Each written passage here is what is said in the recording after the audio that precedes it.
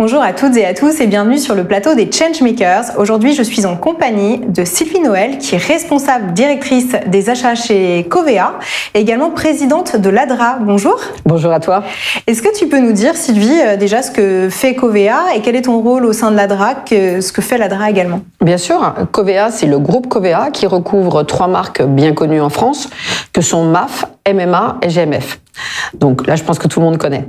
Et j'ai la grande chance également d'être la présidente de l'ADRA, qui est l'association des directeurs et des responsables achats, qui fête d'ailleurs ses 20 ans au mois de septembre, et qui regroupe uniquement des responsables et directeurs achats. Elle a été créée par des directeurs achats pour des directeurs achats. Il y a combien de membres du coup? À peu près 130 membres aujourd'hui. 130 membres, okay. Et qui sont principalement en France? Alors, basés en France, mais dans la majorité des cas avec des fonctions globales, donc internationales, et nous couvrons 43 secteurs d'activité. Ok, donc tu as une grande expérience du métier des achats. Toujours à apprendre. Évoluer. Donc il y a un métier qui bouge beaucoup, oui. Qui se transforme, oui, dans lequel tu me disais qu'il y avait besoin de nouvelles qualités humaines, que le métier devait s'adapter à beaucoup de choses. Est-ce que tu peux nous en dire un peu plus sur cette transformation du métier d'acheteur que tu vois au travers de ton métier, mais également justement des autres membres de l'ADRA? Bien sûr. En fin de compte, les achats ont beaucoup évolué et vont continuer à beaucoup évoluer. Alors il y a quelques années, tout le monde vous parlait des cost killers, hein, donc ceux qui étaient là uniquement pour négocier du prix. Alors ça fait quand même quelques années, malgré tout, que ce cliché, heureusement, est dépassé. Et théoriquement, un vrai bon acheteur est là pour faire un apport de valeur. Ce que j'appelle un apport de valeur, c'est qu'il doit acheter un produit ou un service pour une direction métier, pour qu'elle puisse fonctionner dans les meilleures conditions possibles. Les meilleures conditions possibles, c'est quoi? C'est d'abord de la sécurisation, donc s'assurer que son fournisseur remplit toutes les conditions réglementaires et de sécurité nécessaires pour que derrière le produit ou le service livré puisse être le fait dans les meilleures conditions possibles. Donc on est normalement des vrais partenaires du business dans la réalisation de ce qu'ils doivent faire. Et donc par rapport à ça, qu'est-ce qui est difficile aujourd'hui? Qu'est-ce qui change? Comment un acheteur, un directeur acheteur doit travailler aujourd'hui? Alors, il y a beaucoup de choses qui changent et qui ont changé. On vient de passer quand même une très grave crise, ce que tout le monde a vécu, sans aucun référentiel, qui s'appelle quand même la crise, la pandémie qu'on a vécue. Et là, on est en train d'affronter une deuxième crise qui s'appelle la guerre. En l'espace de 2 ans et demi, aucune entité achat, aucune direction achat n'a vécu ce genre de choses. Donc on a dû à chaque fois se remettre en question, réfléchir comment on pouvait faire, essayer de trouver des solutions. Parfois on en trouve, parfois on n'en trouve pas, ou très difficilement. Si on prend par exemple un tout petit focus sur la guerre aujourd'hui, certains sont extrêmement touchés tout de suite parce qu'ils l'ont vu très rapidement. D'autres vont avoir des effets collatéraux non identifiés. C'est-à-dire qu'en fait, on a tout un effet en cascade sur lequel on a beau avoir travaillé, on a beau être professionnel, on ne sait pas. Donc on est obligé de s'ajuster. Donc on est obligé, pour arriver à s'en sortir, sortir de toutes nos habitudes, pour ceux qui en avaient, à revoir tous nos référentiels et à être curieux. Mais on va revenir sur cette notion de curiosité qui anime beaucoup la fonction achat néanmoins. Justement, puisque tu en parles, c'est quoi les compétences qu'on recherche aujourd'hui dans un acheteur, ou du moins si on doit imaginer l'acheteur de demain, celui qui va réussir à s'adapter à ce métier qui se transforme perpétuellement, qu'est-ce qu'on va aller chercher? Comment doit être l'acheteur? Alors, aujourd'hui, on a énormément de chance en France, on a d'excellentes écoles achats de formation, contrairement à beaucoup de pays, même des pays frontaliers qui n'ont aucune formation d'acheteur. Ah d'accord. Il y en a qui n'ont aucune, okay. et qui nous envient grandement nos étudiants. Donc ça, on a une énorme chance. Donc je dirais que ce que j'appelle, même si j'aime pas beaucoup employer cette terminologie, les hard skills sont bien maîtrisés. La problématique, c'est que vous pouvez connaître tous les basiques, vous pouvez maîtriser de A à B parfaitement et la globalité du processus. Si vous n'avez pas des caractéristiques de personnalité bien spécifiques, vous ne serez pas un bon acheteur. Un bon acheteur, c'est quoi? J'ai parlé de la curiosité. Je pense qu'aujourd'hui, et on va revenir en dehors des points évidemment de remise en question que l'on a dans ce contexte très particulier, la curiosité en fait partie, mais pas que. Puisque aujourd'hui, on doit effectivement trouver, comme je le disais tout à l'heure, les meilleures solutions pour nos directions métiers. Pour trouver ça, ça veut dire qu'il faut chercher. Et il faut sortir des habitudes que l'on pouvait avoir.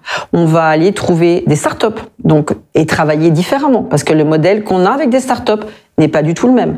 On va aller travailler avec des indépendants et passer éventuellement par des plateformes qui puissent nous donner ce panel que l'on a avec les indépendants. Pareil, c'est un mouvement qui vient des États-Unis, où aux États-Unis, les indépendants, c'est comme ça, et on voit que ce mouvement est en train véritablement de monter de façon fulgurante en Europe. Après, on a aussi les PME-PMI. Et les PME-PMI qui vont aussi dans la mouvance que l'on a dans le type d'engagement sociétal qui nous est demandé et qui est l'ADN même des achats. Donc, ce qu'on appelle engagement sociétal, c'est bien entendu favoriser les tissus locaux, aussi bien dans nos propres deux pays que dans les pays où on peut exercer les actes d'achat. Évidemment, avec la protection des enfants, ça me paraît une évidence, mais c'est toujours important de le repréciser. Et puis, on a aussi l'accompagnement et l'insertion de personnes en difficulté. La difficulté, hélas, elle a plusieurs facettes. Ça va être aussi bien des problèmes de réinsertion, des problèmes de longue durée, des problèmes de quartiers défavorisés, et bien entendu le handicap. Et le handicap, ce n'est pas un vain mot. Le handicap reste encore un sujet sur lequel il y a beaucoup de tabous. La différence fait peur. Au sein de l'ADRA, on fait beaucoup de choses autour du handicap. On est depuis de nombreuses années partenaire de pas mal d'événements. C'est pour nous extrêmement important. Et donc le handicap, c'est à la fois recruter des personnes en situation de handicap, mais également de nous demander à nos fournisseurs qu'ils nous montrent la politique handicap qu'ils peuvent avoir, mais également être en mesure de nous mettre des personnes en situation de handicap que l'on va intégrer dans nos équipes. Voilà, donc on voit bien que ce panel est en train d'évoluer. Puis un tout petit focus encore, le réglementaire prend énormément de poids. La France était un peu en retard, la France explose, et pas que la France, hein, l'Union européenne dans sa globalité, mais plus globalement, de toute façon, tous les pays. Et on s'est rendu compte que cette importance de mettre le réglementaire sous le focus et de permettre de sécuriser les choses. Il y a énormément de contrôles maintenant qui sont mis en place, et nous sommes un des bras de levier et néanmoins de pouvoir aider et qualifier les fournisseurs avant même de rentrer en contact avec eux. Ok, donc il y a beaucoup de choses dans ce que tu dis. Il y a le fait effectivement d'être plus curieux, de sortir en fait du cadre d'achat traditionnel, de devoir aussi adapter ses contrats. Par exemple, quand on travaille avec des startups, eh bien on peut pas effectivement avoir les mêmes attentes que face à une grande entreprise. Je comprends que tu attends aussi finalement, enfin tu vois que on devient de plus en plus responsable dans les achats, la proximité, les engagements sociétaux, travailler sur l'inclusion, etc. Donc tout ça, c'est des grandes transformations des métiers. Complètement. Finalement, est-ce que tu trouves que les entreprises arrivent à prendre ce virage assez vite? Est-ce que tu penses qu'il y a encore un long chemin à parcourir? Est-ce que entre ce qu'on imagine qu'on aimerait faire finalement en termes d'engagement et de responsabilité et ce qu'on arrive réellement à faire avec les contraintes du terrain ou les contraintes réglementaires, il y a encore un gap ou finalement ça avance bien? Alors j'aurais une propension à dire qu'on fait jamais assez. Ça avance de façon hétérogène. Il faut pas oublier aussi un paramètre, c'est que les achats, dans un acte d'achat, ne sont pas décideurs. C'est-à-dire que ce sont bien nos directions métiers qui sont amenées à choisir. Donc d'une part, nous, acheteurs, on a besoin d'aller chercher un certain nombre de fournisseurs qui répondent à ces prérequis que l'on souhaite mettre en valeur et qui sont quelque part véritablement l'axe de l'engagement des entreprises.